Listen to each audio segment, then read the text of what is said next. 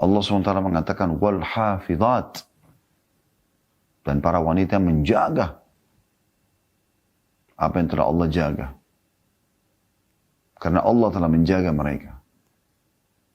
Maksudnya Allah telah menjaga mereka sebelum mereka nikah.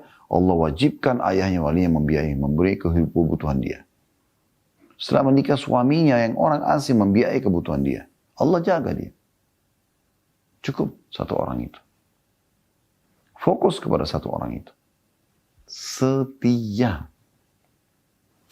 Penuh cinta, penuh kasih sayang, penuh pengorbanan. Ini ciri ahli surga. Pesan dari Allah, wahai muslimah, sekali lagi. Melalui lisan manusia mulia, Rasulnya Muhammad SAW. Setia.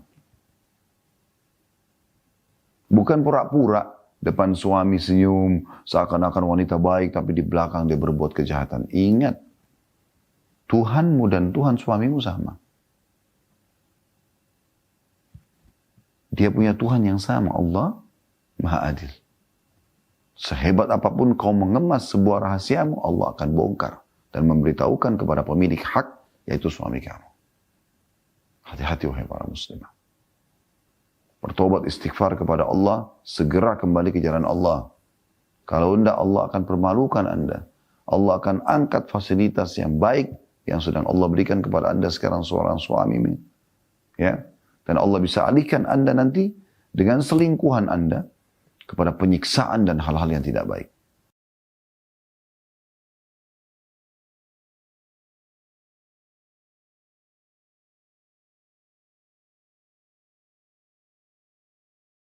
Assalamualaikum warahmatullahi wabarakatuh. Alhamdulillah, wassalatu wassalamu ala rasulillah. Segala puji dan puja kehadiran Allah subhanahu wa ta'ala. Juga salawat dan taslim kepada Nabi besar Muhammad sallallahu alaihi wa ala alihi wa sahbihi wasallam. Kita sudah menjelaskan pada pertemuan terakhir kita, pada pekan yang lalu, tentang masalah bagaimana menikmati biologis. Dan sampai pada tingkat ya, bagaimana menata kamar, bagaimana memilih pakaian, dan terakhir beliau membahas tentang bercumbu di siang hari. Ya. Dan insya Allah kita akan masuk pada kesempatan ini dengan izin Allah Subhanahu Wa Taala poin atau materi ke-6, langkah-langkah emas menuju rumah tangga bahagia. Dan ada sebuah judul yang menarik di sini, beliau mengatakan kejutan yang tiba-tiba. Namun sebelum masuk ke poin-poin atau bahasan paragraf demi paragraf yang disampaikan oleh beliau, hafizahullah, kita ingin menitik beratkan dulu apa yang kita ingin bahas. Teman-teman sekalian, renungi baik-baik.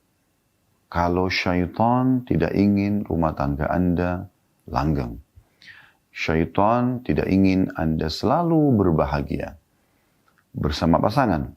Syaitan tidak ingin Anda selalu bercumbu dengan pasangan. Syaitan tidak ingin Anda selalu saling memaafkan. Makanya syaitan di dalam sebuah hadis Nabi SAW yang mulia, beliau SAW mengatakan, iblis memiliki singgasana di lautan. Setiap hari, ya, anak cucunya atau pasukannya melaporkan, saya baru membuat seseorang mabuk, saya baru membuat seseorang membunuh. Semua dosa-dosa dianggap biasa oleh iblis. Sampai nanti datang seseorang yang mengatakan, saya baru saja menceraikan suami istri. Saya baru mengacaukan mereka. Maka oleh iblis disambut dengan lalu dia mengatakan, engkaulah orangnya. Coba renungi hadis ini teman-teman sekalian. Hadisnya hadis sahih. Bagaimana iblis laknatullahi alaih yang merupakan sosok yang telah Allah murkah padanya karena tidak mau sujud kepada Adam alaihissalam di awal Adam diciptakan, bukan karena Adamnya tapi karena perintah Allah. Lalu Allah usir dia dari rahmat Allah subhanahu wa ta'ala, dan dia yang minta karena sudah tahu Allah tidak akan maafkan, agar dipanjangkan umurnya sampai menjelang hari kiamat, dan dia akan terus menyesatkan manusia. Jadi bukan masalah membunuh yang dia menjadikan target utama. Bukan mabuk-mabukan, narkotika. Bukan memukul, menggunjing, memfitnah. Tapi ternyata dosa yang paling berbahaya, yang banyak tidak disadari, ya, adalah bagaimana pasangan suami istri tidak memberikan hak satu sama yang lain. Bagaimana seorang suami atau seorang istri terus saja melakukan kesalahan-kesalahan yang Allah telah larang dalam rumah tangganya. Dan itu terus dicekoki oleh syaitan agar dia merasa egonya, harga dirinya, sehingga sulit sekali untuk menjadi orang yang merendah dengan pasangan, mengejar surga dari pasangan, ya, memberikan hak-haknya karena Allah Subhanahu wa Ta'ala. Yang lebih parah lagi, di saat buat salah, tidak mau meminta maaf. Langkah emas yang titik beratkan oleh Dr. Angeles ini luar biasa. Dengan judul kejutan tiba-tiba. Apa sebenarnya yang beliau ingin sampaikan? Wahai para muslimah, renungi baik-baik. Saya akan bacakan. Kata beliau, setelah memberikan sebuah judul kejutan yang tiba-tiba di bawah poin langkah-langkah emas menuju rumah tangga bahagia, sebuah hadis dari Anas bin Malik radhiyallahu anhu dari Nabi SAW, beliau bersabda, "Ala ukhbirukum binisaikum fil jannah." Qulna bala ya Rasulullah. Qala kullu waludun idza ghadibat aw usi'a ilaiha aw ghadaba zawjuha. Qalat hadhihi yadi fi yadika la aktahilu bigamdin hatta tarda. Maukah aku kabarkan kepada kalian tentang istri-istri kalian nanti di surga sana? Maksudnya ahli surga. Maka para sahabat spontan merespon, tentu wahai Rasulullah. Lalu Rasulullah SAW bersabda, yaitu ciri pertamanya, wanita yang pengasih, penuh cinta. Yang kedua, subur. Dalam kurung, yakni sayang, lagi taat kepada suami, serta banyak melahirkan anak. Yang ketiga, jika ia marah. Yang keempat, atau disakiti. Yang kelima, atau suaminya marah. 5 hal ini, maka ia mengatakan, ini tanganmu, atau ini tanganku di atas tanganmu. Aku tidak akan tidur hingga engkau ridho. Hadis ini diriwayatkan oleh Tabarani, dinyatakan Hasan oleh Albani dalam Sahih At-Targhib di nomor 1941. Makna hadis di sini dikatakan oleh beliau, la aktahilu bighamdin hatta tarda. La aktahilu bighamdin maksudnya mataku tidak bisa tidur sampai kamu ridho. Kata beliau, wahai istri yang berakal, cobalah sekali-kali obat pahit ini untuk mengatasi problem apapun yang terjadi dengan suamimu. Seorang istri yang tengah terjebak dalam problem dengan suaminya pernah mencobanya. Keduanya mengira bahwa solusinya adalah talak. Tapi tiba-tiba sang istri berdiri lalu masuk kamar di mana suaminya berada sedang mengatakan atau seraya mengatakannya. Jadi seorang istri tiba-tiba yang sedang ngambek, berantem sama suaminya, tiba-tiba masuk ke kamar yang ada suaminya seraya mengatakan dengan santun, wahai suamiku, berikanlah tanganmu agar aku cium karena aku tidak bisa tidur. Lalu respon yang tiba-tiba dari suami, maka sang suami bangkit tanpa berbicara, lalu justru berbalik, mencium balik tangan istrinya dan meminta maaf. Keduanya pun menangis bersama dan perselisihan itu mencair dengan sendirinya bersamaan dengan air mata. Berapa banyak yang membebani sikap seperti ini. Hanya kesombongan semu dan kedurhakaanlah yang dibenci. Baik, sampai sini kita coba jabarkan dulu. Nanti akan ada perkataan atau subjudul beliau mengatakan di dalam bahasan ini ya, kehormatanku, harga diriku. Teman-teman sekalian, hadis ini ada hadis yang mulia. Ini penyampaian Rasulullah SAW. Yang berarti wahyu dari Sang Pencipta Allah. Allah sebagai pencipta lebih mengenal saya dan Anda wahai laki-laki sebagai suami, bagaimana karakter kita. Dan lebih mengenal Anda wahai para istri, bagaimana karakter Anda. Allah Maha Adil, Maha Mengetahui, Maha Melihat, Maha Mendengar. Mampu mengerjakan apa saja. Allah lah yang mengatur seluruh alam semesta ini. Tidakkah Anda lihat begitu rapinya? Kapan waktu terbit matahari? Kadar panasnya yang bisa sampai ke bumi. Kemudian dia terbenam. Munculnya bintang-bintang. Pergantian musim. Kemudian fasilitas di muka bumi ini. Tumbuh-tumbuhan. Hewan-hewan dengan berbagai macam jenisnya. Kita sendiri manusia. Begitu rapinya. Kebutuhan air. Udara. Api. Tuhan yang Maha Esa ini.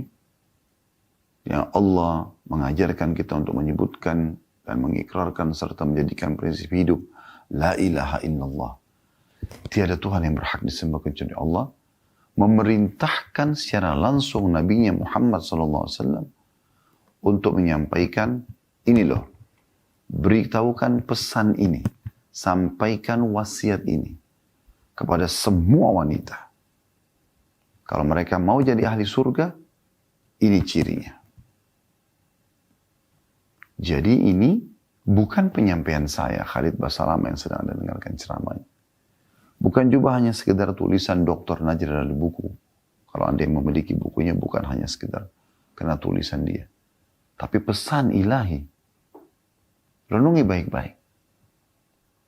Dan sifat orang mukmin serta sikap mereka, baik laki-laki atau perempuan, mukmin atau mukminah, disebutkan dalam Al-Quran, A'udzubillahi minasyaitonirrajim, innamal mu'minuna, ya.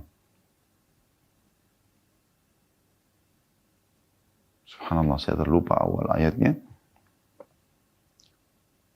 Ya, ayatnya adalah, alhamdulillah teringat, ma kana li mu'minin wala mu'minatin idza qada Allah wa rasuluhu amran an yakuna lahumul khiyaratu min amrihim. Tidak layak bagi laki-laki mukmin dan wanita mukminah. Kalau Allah dan Rasulnya sudah memberikan satu keputusan, ya, mereka masih punya pilihan lain. Makanya beliau mengatakan di sini, wahai para muslim yang berakal, cobalah obat yang pahit ini. Kenapa beliau mengatakan pahit? Anda sudah dengarkan tadi hadisnya, dan akan kita titik beratkan pada saat kita jelaskan sebentar lagi. Kenapa dikatakan pahit? Maksudnya pahit di mata setiap muslim yang akan menjalankannya.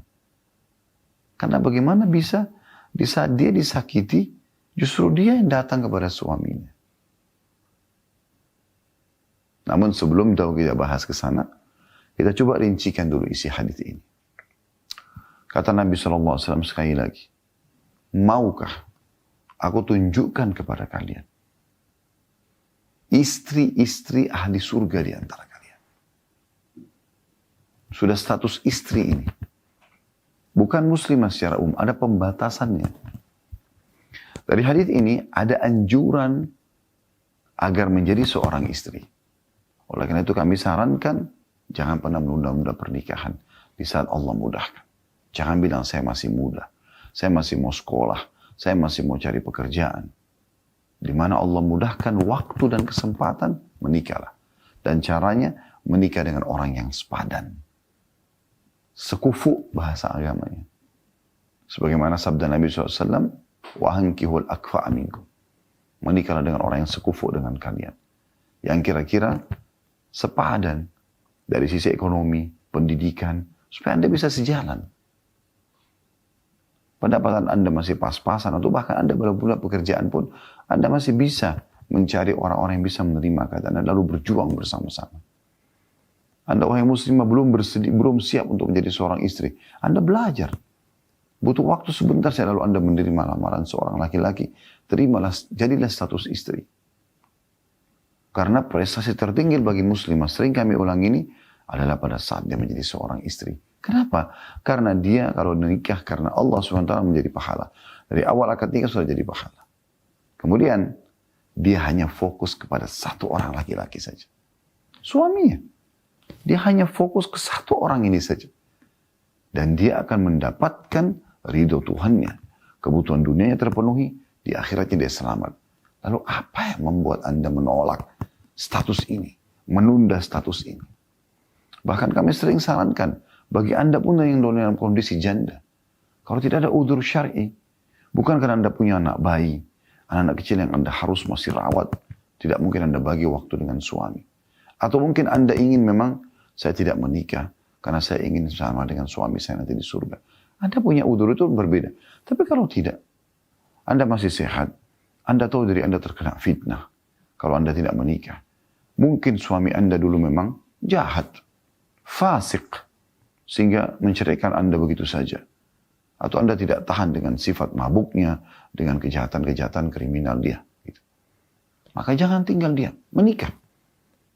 Mungkin Allah SWT berikan kepada Anda seorang wanita, seorang laki-laki yang saleh.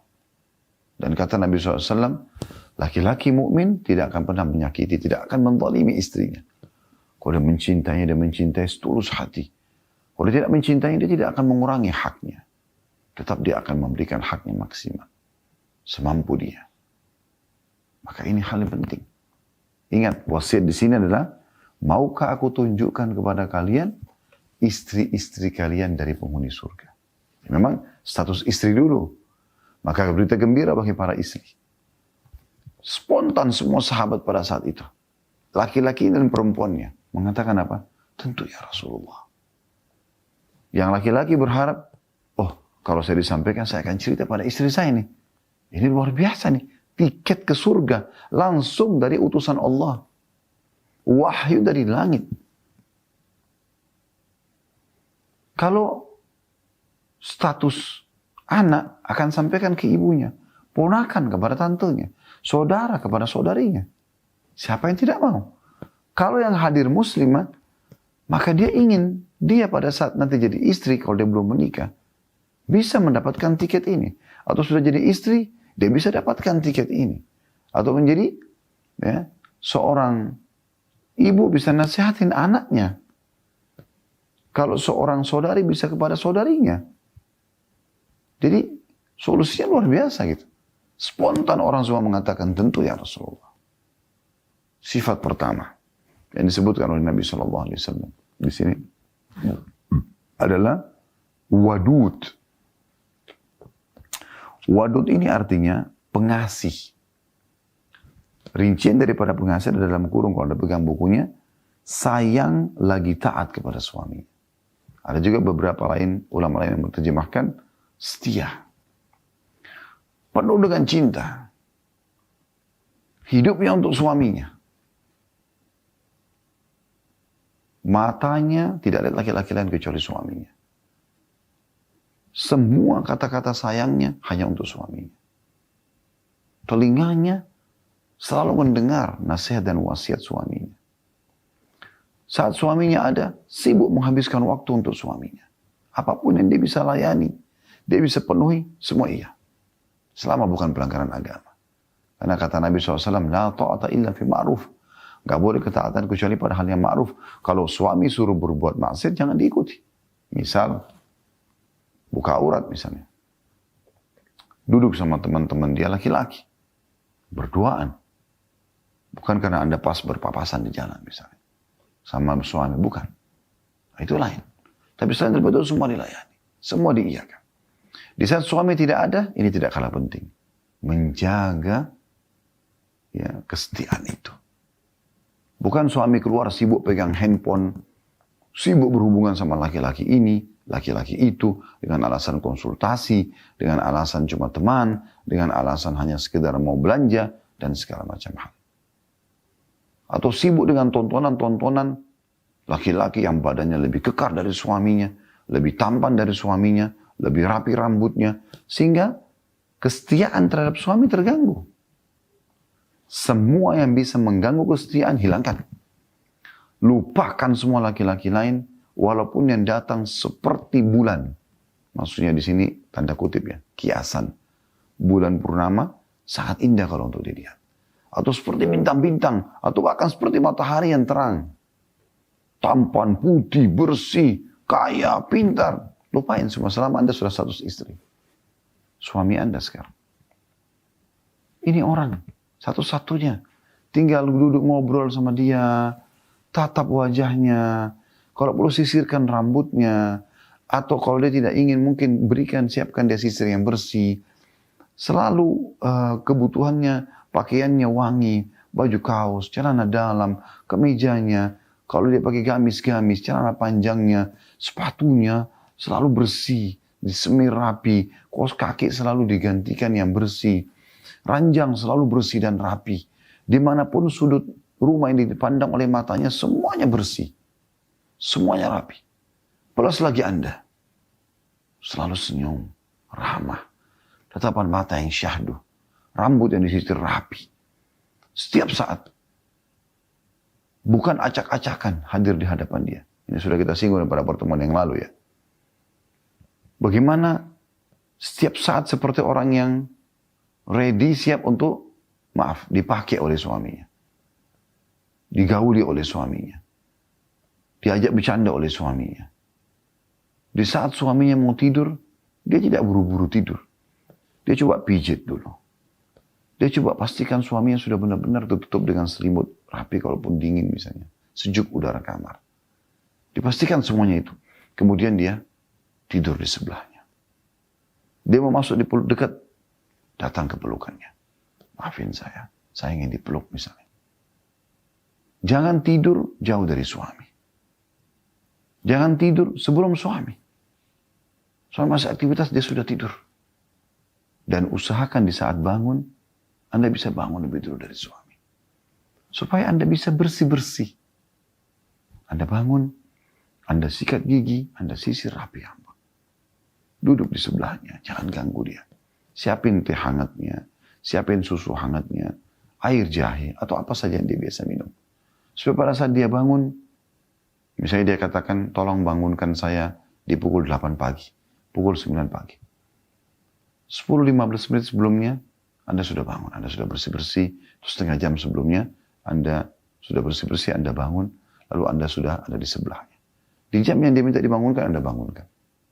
Ingat, hindari membunyikan alarm yang begitu besar. Dan Anda sendiri tidak bangun mematikan alarm itu. Mau bangun, tolong bangunin saya jam 9 pagi. Anda bunyikan alarm. Bunyi alarm tersebut Anda tidak bangun. Suami terganggu. Akhirnya suami bangun. Mematikan alarm. Kenapa Anda tidak lakukan? Jauhi semua apa yang membuat dia tidak nyaman. Ini namanya wadud. Penuh dengan kasih sayang. Tidak ingin suaminya terganggu. Bagaimana Anda pada saat anak Anda, bayi Anda nangis, Anda begitu cekatan segera, karena Anda punya sifat pengasih. Allah memberikan sifat pengasih kepada wanita lebih besar daripada pengasihnya laki-laki. Maka ini yang disentuh. Sifat ahli surga yang pertama. Lawan daripada pengasih, apa? Marah-marah, muka cemberut, ya. Banyak diam, tidak mau bicara, ya. Atau terlalu banyak bicara, salah satunya. Bicara dengan sopan, seperlunya. Hibur suami. Jangan juga terlalu banyak bicara yang berlebihan, mungkin di saat apalagi suami mau istirahat. Bukan tidak boleh bicara. Jangan juga diam terus. Suami nggak tahu harus bilang apa. Suami bingung menghadapi. Akhirnya diajak ngomong, cuma sepatah dua kata yang dijawab. Respon dengan ceria. Respon dengan ceria. Sudah berapa kali saya bahasakan. Teman-teman sekalian. Yang dijual oleh para pelacur di luar sana. Apa? Senyumannya. godaannya, manjanya, rambutnya yang rapi, pakaiannya yang seksi. Apalah yang bisa menghibur suami laki-laki? Dia bukan dengan hatinya, karena dia harus mendapat uang dari sana. Anda bisa lakukan karena Allah, ibadah. Bangkitkan syahwat suami Anda. Puaskan dia. Saatnya Anda lampiaskan semua yang Anda harapkan dari seorang laki-laki. Peluk dia, kecup dia, puaskan diri Anda, puaskan dia. Ini wadud. Ini sifat wanita ahli surga, wahai para wanita. Wahai para muslimah. Kenapa tidak dilakukan? Ini penting. Setia. Penuh kasih sayang. Di saat suami ada, di saat suami tidak ada. Ya. Dan ini juga Allah memuji dalam salah satu ayat Al-Quran tentang wanita yang menjaga kesetiaan di saat suaminya tidak ada. Betul-betul dia kontrol matanya, kontrol telinganya, kontrol kalau sekarang ketik-ketikannya. Hati-hati.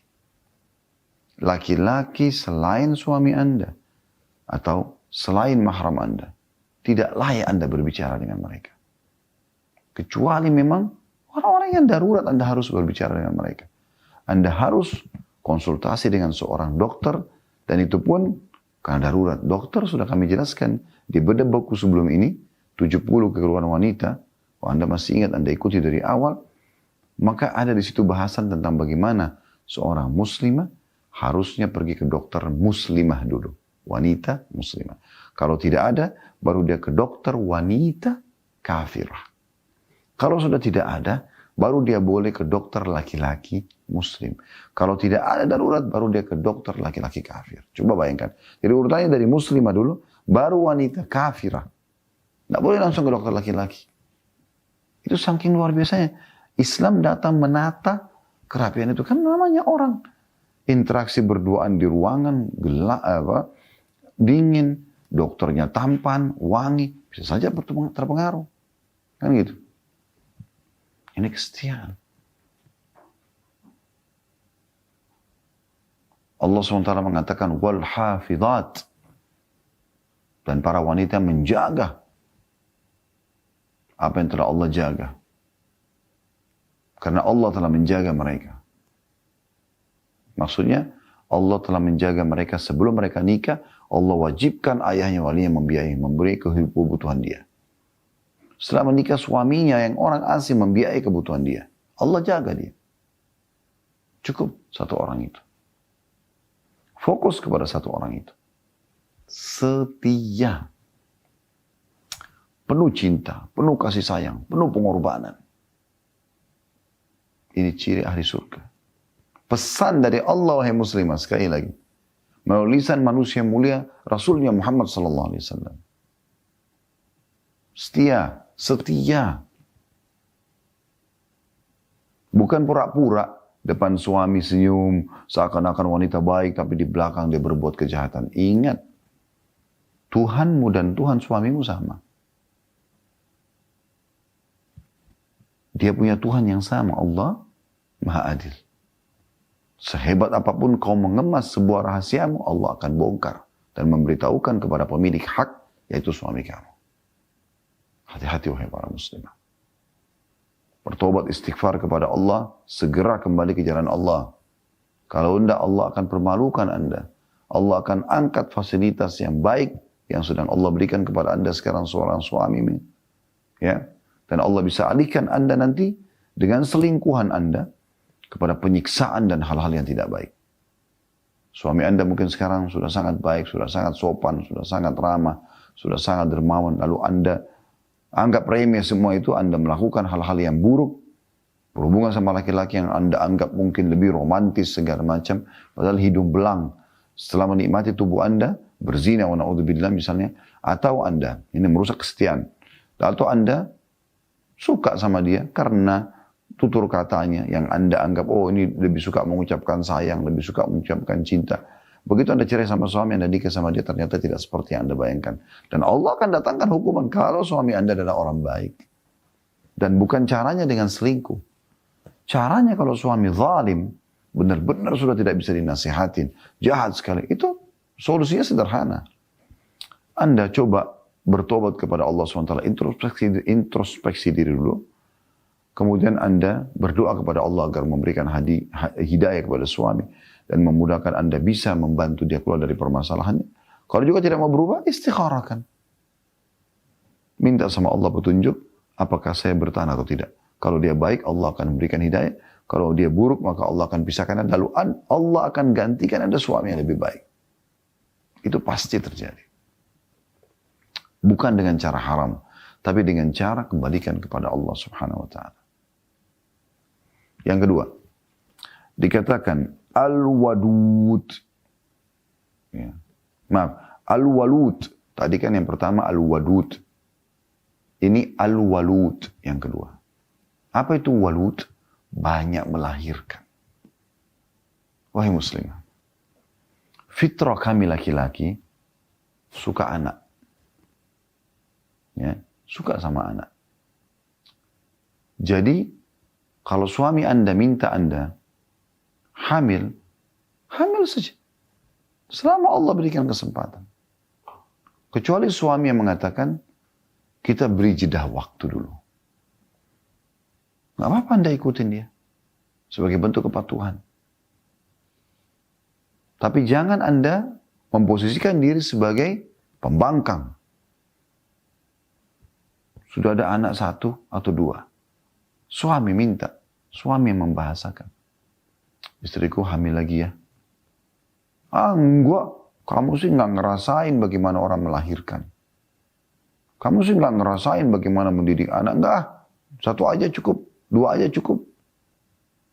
Saya tahu beberapa teman-teman yang saya kenal, semoga Allah berikan mereka solusi. Berharap sekali punya tambahan anak. Dia siap membiayai anaknya, dia siap membiayai suaminya, dia membiayai rumah sakit. Sampai kadang-kadang mohon-mohon sama istrinya nggak mau. Subhanallah. Dan tidak maunya karena mungkin ada persepsi negatif tentang masalah melahirkan. Di dalam hadis ini dijelaskan, ahli surga adalah yang subur. Mau melahirkan, tentu berhubungan sekali dengan suaminya sebagaimana saya jelaskan tadi. Bukan juga dia hamil aja terus, sementara suaminya sendiri terganggu juga dengan itu. Mohon maaf. Ada juga wanita, dia bukan niat mau punya anak karena perintah Allah. Tapi karena mau ngikat suaminya, ini gak boleh. Supaya suaminya tidak ceraikan dia. Bukan begitu caranya. Bukan dengan anak kita ikat suami. Berapa banyak wanita begitu. Akhirnya diceraikan juga. Setelah itu marah-marah. Oh, nggak perhatian anak, nggak kasih nafkah. Memang dia nggak mau anak itu awalnya. Kan begitu. Tapi bagaimana Anda berbicara baik-baik dengan suami? Apa sekarang sudah mau saya hamil misalnya? Boleh Anda tanya. Oh, sebentar, nanti tunggu dulu. Biarkan dia jelaskan mungkin pengertian dia. Mungkin dia bilang, saya ini pengen di waktu umur saya sekian misalnya. Saya masih ingin menikmati waktu bersama-sama dengan kamu. Atau besarkan dulu anak kita ini. Atau. Yang penting hidup Anda buat dia. Gitu. Anak adalah aset amal jariah yang paling besar pahalanya. Kemudian selanjutnya, yang ketiga dikatakan, jika ia marah, manusiawi, orang marah. Apakah Anda bisa marah wahai muslimah? Marah. Bisa marah, kenapa tidak bisa marah? Gitu kan? Tetapi, nanti kita jelaskan marah yang tepat pada tempatnya. Kapan itu? Cuma satu keadaan. Pada saat terjadi pelanggaran agama saja. Itu. Bukan marah karena suami lupa membawa pesanan Anda. Bukan marah karena suami telat tanpa melihat udur-udurnya. Bukan marah hanya karena Anda mengajak suami ketemu sama orang tua Anda, dia belum bisa. Bukan marah karena suami Tidak suka sama saudara Anda mungkin karena lisannya terlalu tajam. Atau kalau bertamu ke rumah, mungkin dia mengganggu ketentraman suami. Bukan. Anda marah karena terjadi pelanggaran agama. Dia bermaksiat kepada Allah. Allah bukakan kepada Anda dia selingkuh sama perempuan, bukan menikah ya, bukan poligami, maksiat, berzina, itu lain. Anda punya hak marah. Yang keempat, atau disakiti. Sebenarnya ini berhubungan sama yang ketiga tadi ya. Disakiti. Tadi kan kalau Anda marah dia melanggar ya. Baik. Poin setelahnya adalah Anda disakiti. Sakit hati Anda. Mungkin tadi karena terjadi perselingkuhan, mungkin terjadi hal apalah, intinya disakiti. Lalu yang kelima terakhir, atau suaminya marah. Di sini dia yang salah berarti. Ya. 5 hal ini, dia penyayang sekali, penuh dengan kasih sayang, kesetiaan, baik suaminya ada atau suaminya tidak ada. Melahirkan, kemudian kalau dia marah, ya, atau disakiti, atau suaminya marah. Khusus 3 poin terakhir, dikatakan di sini, dia lalu datang kepada suaminya dan mengatakan, ini tanganku di atas tanganmu. Maksudnya, dia memegang tangan suaminya dengan lembut. Lalu dia mengatakan, aku tidak bisa tidur atau tidak akan tidur sampai kau ridho. Garis bawahi teman-teman sekalian. Berat sebenarnya kalau secara manusiawi. Udah disakiti, kita disuruh minta maaf. Tapi ingat, ini adalah perintah Sang Pencipta. Melalui lisan utusannya Rasulullah SAW. Yang lebih tahu karakter laki-laki dan karakter perempuan. Wahai muslimah, kami ini kaum laki-laki. Di saat kami ini sedang melakukan kesalahan, maka tetap ada ego untuk tidak menganggap itu sebuah kesalahan. Kecuali orang betul-betul ikuti dengan keimanan.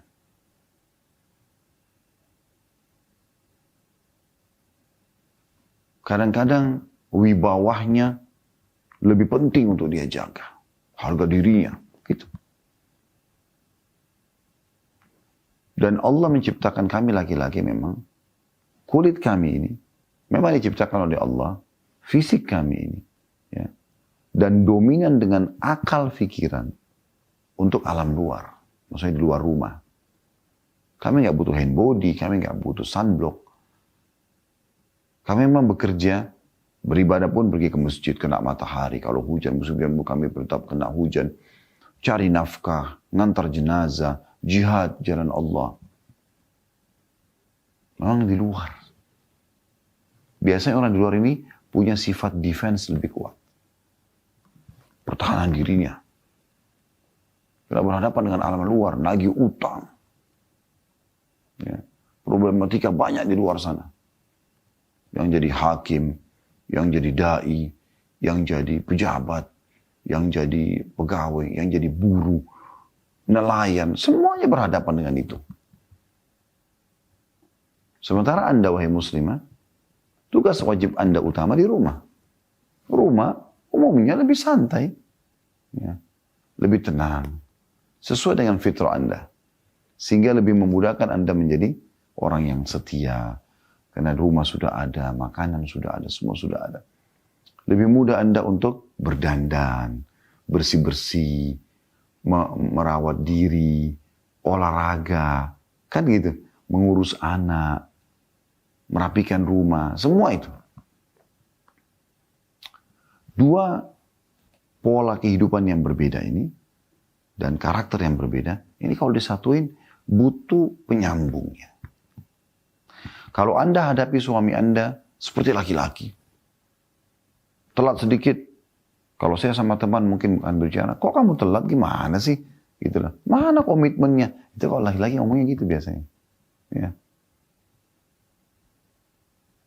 Maka yang terjadi adalah responnya temannya juga. Ah, kamu gak bisa sabar sih gini-gini. Gitu laki-laki. Tadi kan telat macet, sudahlah gini-gini. Udah begitu alamnya biasanya. Kalau Anda jangan hadapi begitu, karena kalau Anda hadapin begitu, maka dia akan hadapi Anda seperti laki-laki. Jangan pernah tantang kelaki-lakiannya. Cemberut, dia juga akan cemberut. Bahkan dia lebih cemberut daripada Anda. Anda angkat intonasi suara Anda, dia akan bisa lebih besar suaranya. Anda mau main tangan, dia lebih kuat daripada Anda. Anda dorong dia akan dorong Anda lebih kuat. Anda pecahin satu piring, dia akan pecahin satu rak. Anda banting pintu, dia akan rubuhin pintu. Itu yang terjadi. Allah lebih tahu sebagai pencipta. Maka Allah kasih solusi. Datangi suamimu. Pegang tangannya. Ucapkan, aku tidak bisa tidur sampai kau ridha. Teman-teman, demi Allah, kalau setiap istri melakukan perbuatan ini, kami kaum laki-laki walaupun salah, langsung terbuka hati. Karena ini pola berbeda, bukan yang biasa kami temukan di luar sana.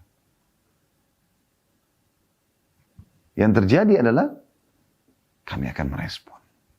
Tidak, saya yang salah wahai istriku, maafin saya. Itu yang terjadi. Dia akan lebih mudah menerimanya. Sebenarnya sama, Anda sedang ingin mengingatkan kesalahannya.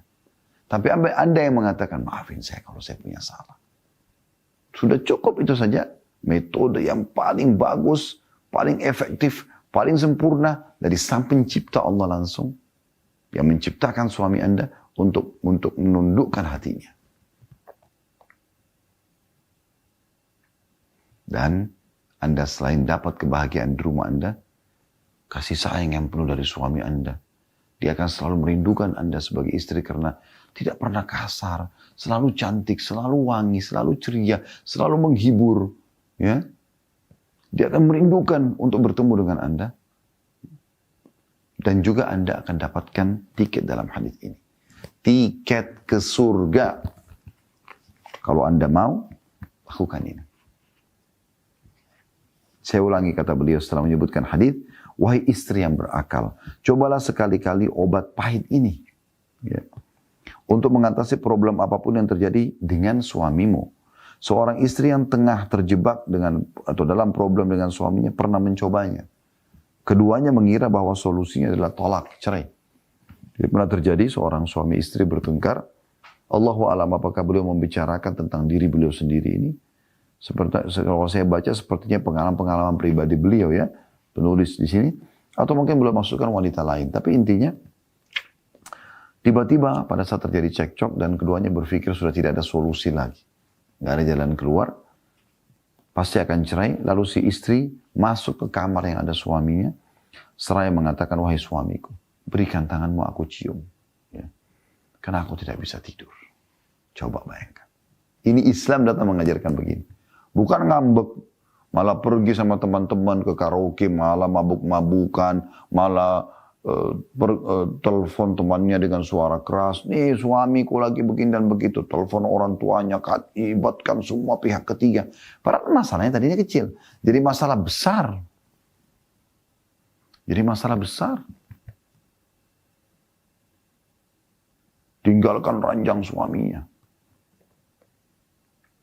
Dia kehilangan cinta suaminya. Kalau punya anak bisa jadi korban kalau cerai.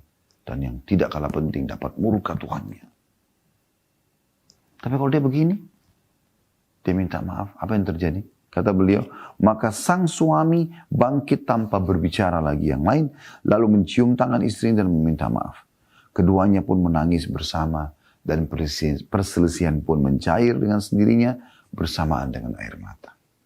Berapa banyak yang membebani sikap seperti ini. Ya. Maksudnya hanya kesombongan dan kedurhakaan saja.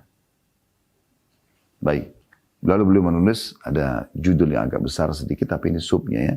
kehormatanku, titik-titik harga diriku. Kata-kata yang dihembuskan syaitan ke dalam hati suami istri ketika terjadi satu problem, lewat kata-kata itu ia berusaha membenarkan kesalahan masing-masing keduanya. Tuh apa kau minta maaf? Syaitan bisikin. Kau kan yang benar. Gitu. Ya.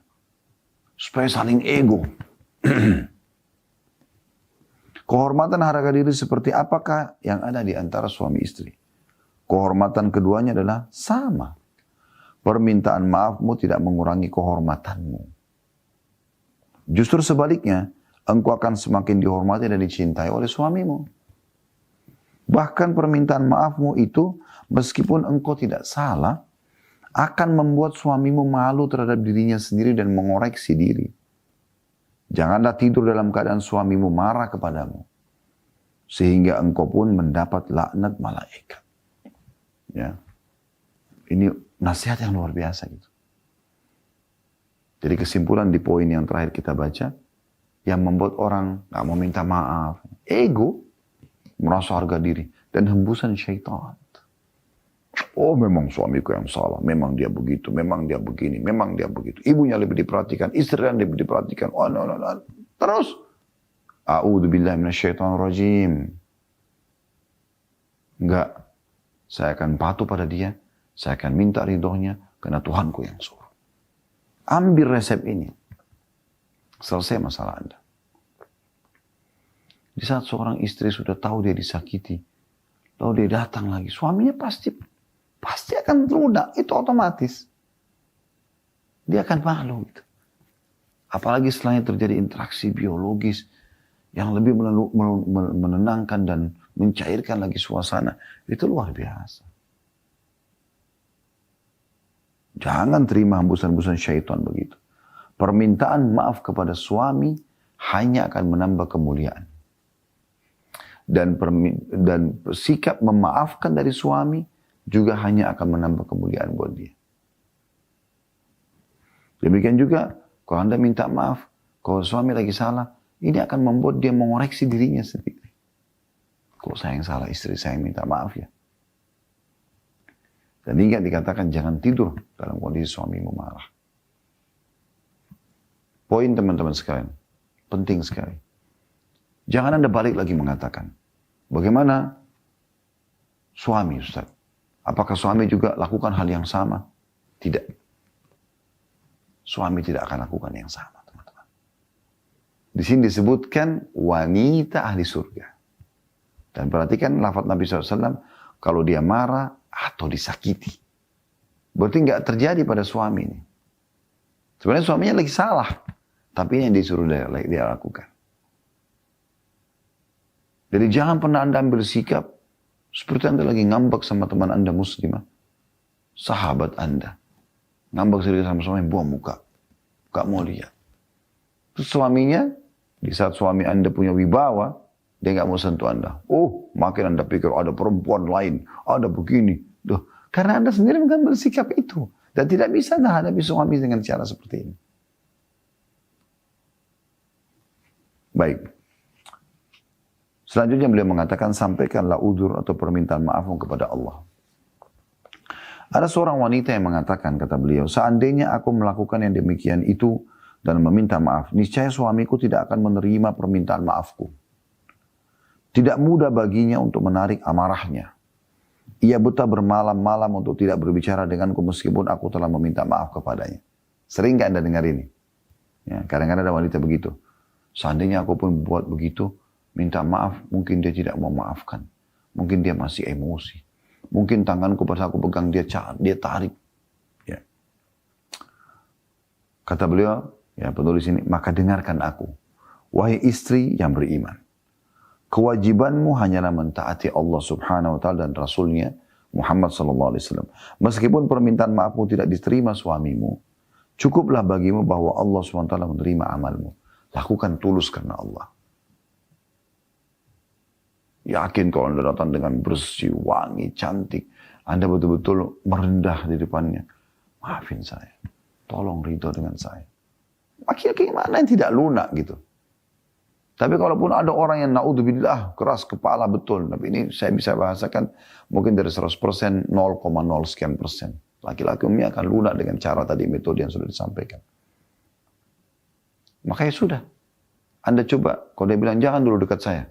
Baik. Tidak apa-apa menjauh aja dulu. Kerjakan pekerjaan yang lain. Tidak ada masalah. Yang penting apa yang Allah perintahkan dan Rasulnya SAW Anda sudah kerjakan. Dari Mu'adz bin Jabal radhiyallahu anhu, dari Nabi SAW beliau bersabda, tidak halal bagi perempuan yang beriman kepada Allah dan hari akhir untuk mengizinkan orang lain masuk ke dalam rumah sedangkan suaminya membencinya. Introspeksi diri dulu. Sebabnya apa? Apakah ada orang Anda masukkan dalam rumah tanpa izin dia dan dia tidak suka? Tidak boleh baginya untuk keluar rumah atau Anda pernah keluar rumah tanpa seizin suaminya. Atau sedangkan suaminya tidak menyukainya.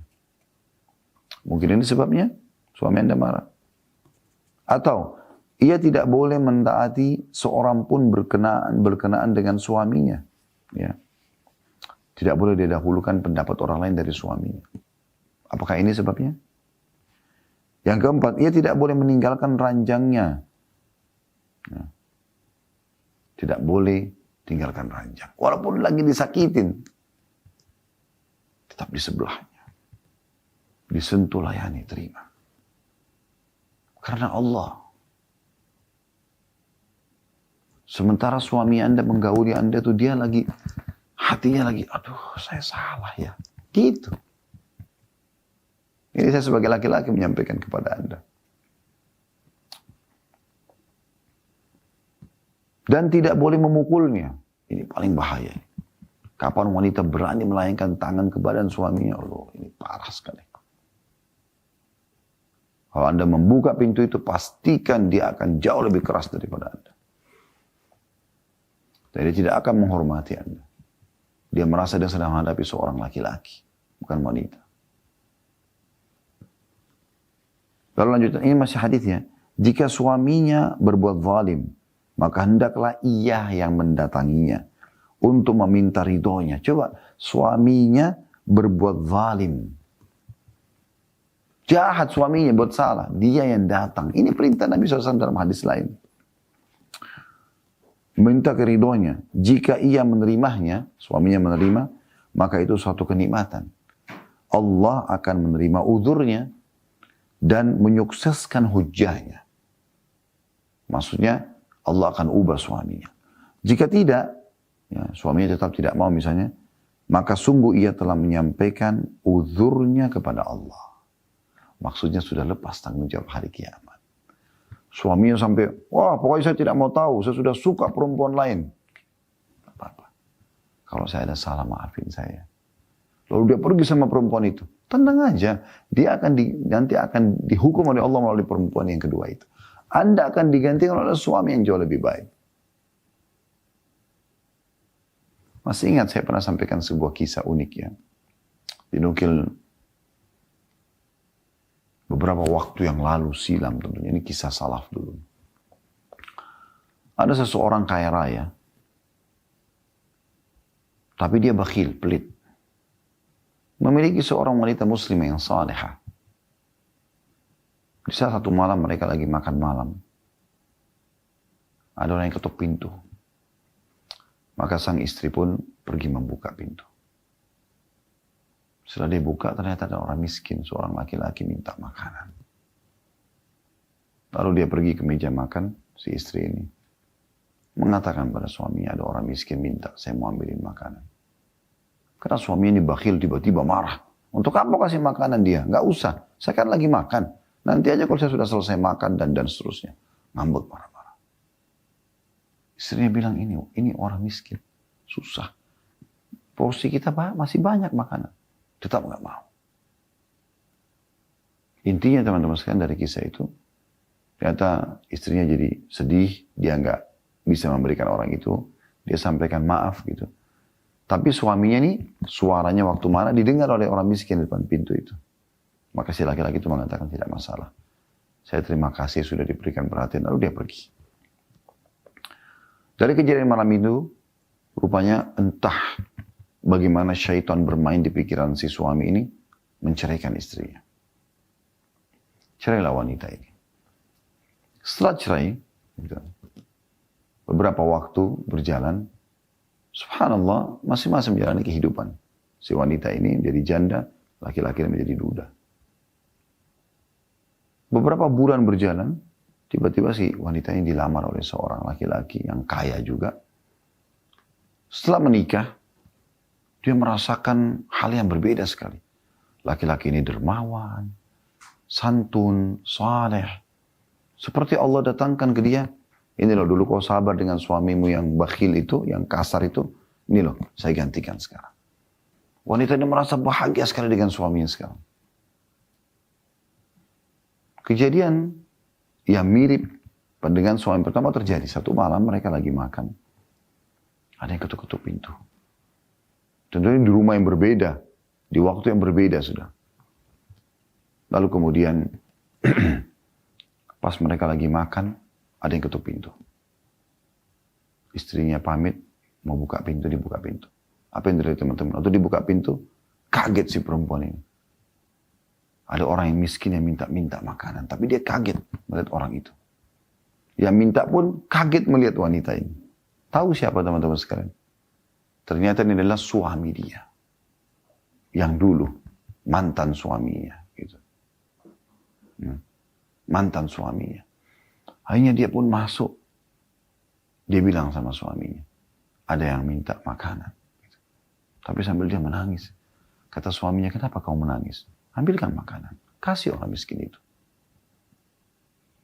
Terus dia bilang, apakah Anda tahu siapa yang meminta? Dia bilang tidak. Dia bilang itu mantan suami saya. Subhanallah, di saat itu suaminya sekarang itu berbicara. Dia mengatakan apakah benar? Dia bilang iya. Baik. Mana makanannya? Kita sama-sama berikan. Dibawa, dikasihlah dia. Setelah dikasih, kata si suami yang sekarang ini yang resmi, dia mengatakan begini. Apakah kalian berdua tahu siapa saya? Maka istrinya terdiam. Si orang miskin itu juga terdiam. Yang mantan suami itu. Dia mengatakan, saya adalah orang miskin yang dulu mengetuk rumah kalian beberapa waktu yang lalu. Dan wahai istriku, dia bilang sama perempuan ini. Akulah orang miskin yang dulu kau ingin memberikan makanan, tapi si suamimu ini dulu tidak mau memberikanku makanan. Dan semenjak itu, aku keluar tinggalkan rumah kamu dan aku terus berdoa kepada Allah agar Allah berikan aku kekayaan dan kalaupun kau terceraikan oleh suamimu karena kejadian ini, mudahkan aku menikahi wanita tersebut. Subhanallah. Bagaimana Allah balik keadaan. Kesabaran akan membuahkan sesuatu yang sangat mahal.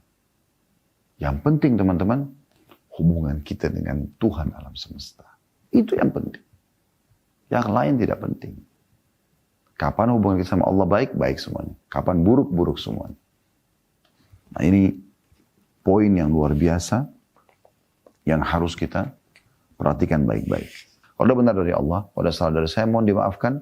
Subhanakallahumma bihamdika, asyhadu an la ilaha illa anta astaghfiruka wa atubu ilaik. Wassalamualaikum warahmatullahi wabarakatuh.